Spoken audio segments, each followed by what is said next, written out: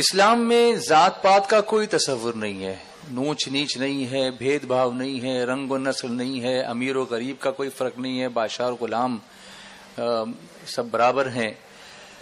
تو پھر شادی بیاہ کے موقع پر یہ ساری چیزیں کیوں دیکھی جاتی ہیں کہ اپنی برادری میں ہی لوگ شادی کرتے ہیں، یا غریب کی بچی جو ہے وہ بیائی نہیں جاتی، وہ بیچاری بڑی عمر تک بیٹھی رہ جاتی ہے۔ تو ان چیزوں پر آپ ہماری اصل میں اس سلسلے میں بھی ایک بڑی غلط فہمی ہے۔ یہ جو کہا جاتا ہے کہ اسلام میں شادی بیاہ کے معاملے میں ذات پات دیکھی جاتی ہے، تو یہ کوئی ضروری نہیں ہے۔ اسلام تو اجازت دیتا ہے کہ کسی بھی خاندان اور کسی بھی ذات پات کے لوگ ہوں، اگر وہ آپس میں رشتہ کرنا چاہتے ہیں تو وہ آپس میں رشتہ کر سکتے ہیں، اور ان کا آپس میں رشتہ کرنا جائز ہے۔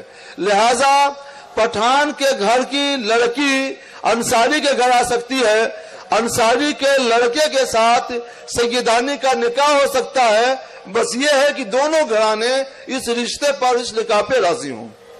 تو اسلام اجازت دیتا ہے کہ دونوں گھرانے کے لوگ راضی ہیں تو وہ آپس میں شوق کے ساتھ کوئی بھی کسی بھی ذات پات کی لڑکی اور کسی بھی ذات پات کے لڑکے کے ساتھ نکاح کر سکتی ہے، لوگ کر سکتے ہیں۔ یہ نکاح صحیح ہے، درست ہے، اس میں کوئی حرج نہیں ہے۔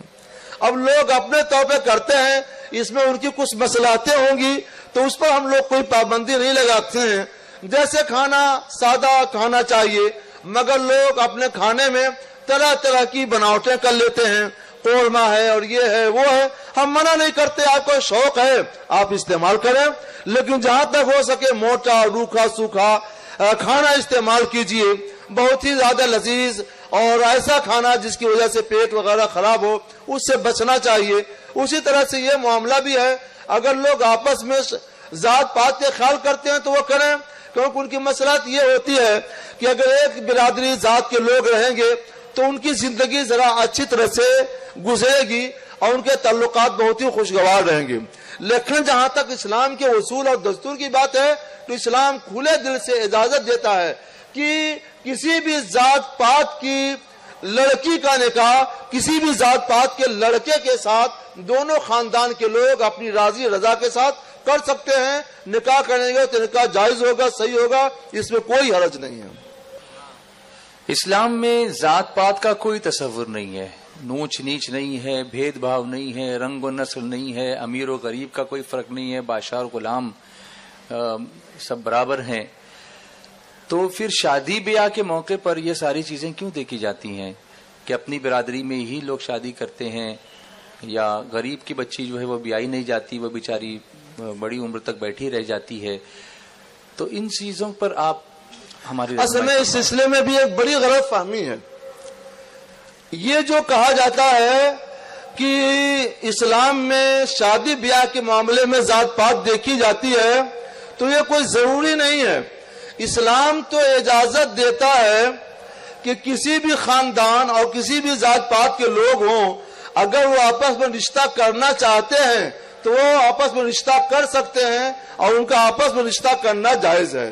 لہذا پٹھان کے گھر کی لڑکی انصاری کے گھر آ سکتی ہے، انصاری کے لڑکے کے ساتھ سیدانی کا نکاح ہو سکتا ہے، بس یہ ہے کہ دونوں گھرانے اس رشتے پر، اس نکاح پہ راضی ہوں۔ تو اسلام اجازت دیتا ہے کہ دونوں گھرانے کے لوگ راضی ہیں تو وہ آپس میں شوق کے ساتھ کوئی بھی کسی بھی ذات پات کی لڑکی اور کسی بھی ذات پات کے لڑکے کے ساتھ نکاح کر سکتی ہے، لوگ کر سکتے ہیں۔ یہ نکاح صحیح ہے، درست ہے، اس میں کوئی حرج نہیں ہے۔ اب لوگ اپنے طور پہ کرتے ہیں، اس میں ان کی کچھ مصلحتیں ہوں گی تو اس پر ہم لوگ کوئی پابندی نہیں لگاتے ہیں۔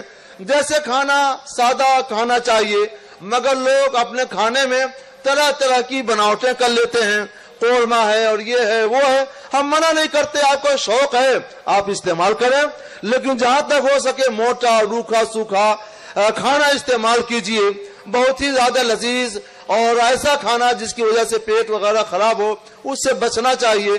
اسی طرح سے یہ معاملہ بھی ہے، اگر لوگ آپس میں ذات پات کے خیال کرتے ہیں تو وہ کریں، کیونکہ ان کی مصلحت یہ ہوتی ہے کہ اگر ایک برادری ذات کے لوگ رہیں گے تو تو ان کی زندگی ذرا اچھی طرح سے گزرے گی اور ان کے تعلقات بہت ہی خوشگوار رہیں گے.